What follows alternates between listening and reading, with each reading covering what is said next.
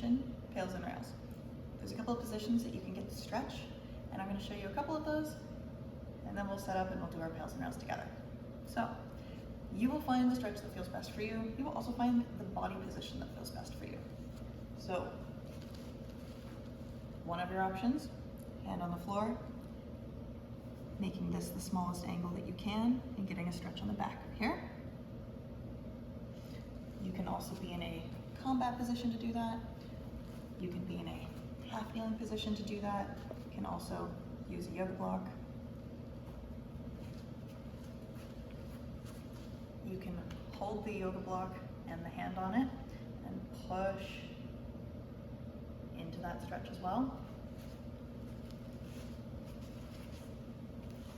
My personal favorite, because I get the best stretch, is having my hand behind me and pushing my elbow back as far as I can. We want to make sure in any of these positions that the heel of the palm stays on the floor and does not lift up, and that the fingers do not curl up either, okay? So we're gonna get set up in our position, whichever position that you find gets you the best stretch and is the most comfortable for your body. We're gonna hang out here for 2 minutes. We wanna be breathing nice and deep, long exhales, diaphragmatic breathing, nice deep belly breaths. After 2 minutes, then we will move into our pails and our rails.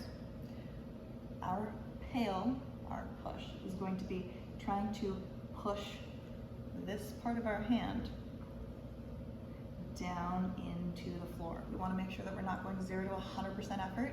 We're slowly gas pedaling into that pressure. So we're going to keep the deepest angle that we possibly can, and then we are going to gently start pushing down into the floor, getting more and more pressure as we go, and then gently coming out of it the same way. The first couple times that you do this, having full body tension is not necessarily needed.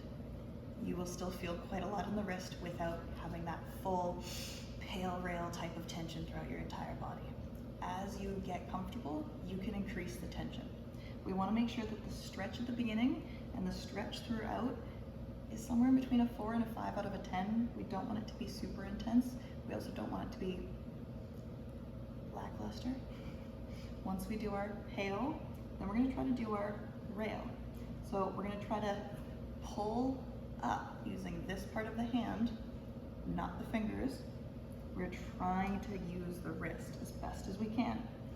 So as deep as you can in that stretch without pain, we're going to start to pull that part of the hand, utilizing the wrist to increase that stretch, gas pedaling into it, gas pedaling out of it, slowly and controlled, releasing all that tension. We're going to hang out here for another 5-10 seconds, going back to our nice deep breathing. Gently, we're going to come out of it.